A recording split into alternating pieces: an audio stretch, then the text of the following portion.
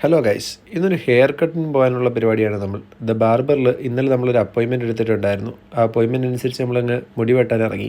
Probation പീരീഡൊക്കെ ആയതുകൊണ്ട് സ്കൂളിനെ വെറുപ്പിക്കണ്ടെന്ന് വിചാരിച്ചിട്ടാണ് ഈ തീരുമാനം. റൂമിൽ നിന്ന് ഏകദേശം ഒരു 500-600 മീറ്റർ നടന്നാലാണ് ദ ബാർബറിൽ എത്തുക.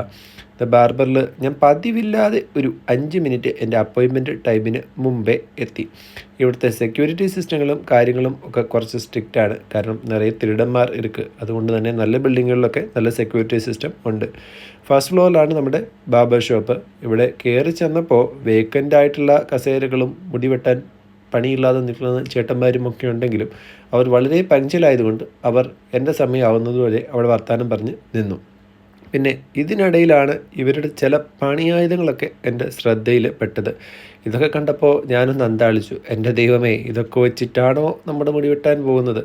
പക്ഷേ ഇനി അതൊക്കെ അവരെടുത്ത് കളയാൻ വെച്ചിരിക്കുന്ന സാധനമാണ്. അവർ നമ്മൾ പറഞ്ഞ പോലെ തന്നെ മുടിയൊക്കെ വെട്ടി സെറ്റാക്കി തന്നിട്ടുണ്ട് നമുക്ക്. നേരെ തിരിച്ചു പോകുന്ന വഴി അത്താമ പാലസ് കണ്ടപ്പോൾ ഒരു ചായ കുടിക്കാൻ പോകാം. ചായ കുടിച്ച് കഴിഞ്ഞപ്പോൾ അവിടെ സോസേജ് നമ്മളിരുന്ന് മാടി വിളിക്കുന്നുണ്ട്. അങ്ങനെ ഒരു ചായയും സോസേജും ഒക്കെ കഴിച്ചു. വീണ്ടും വേറൊരു ഡെയിലി ഷോർട്സിൽ കാണാം. Bye bye.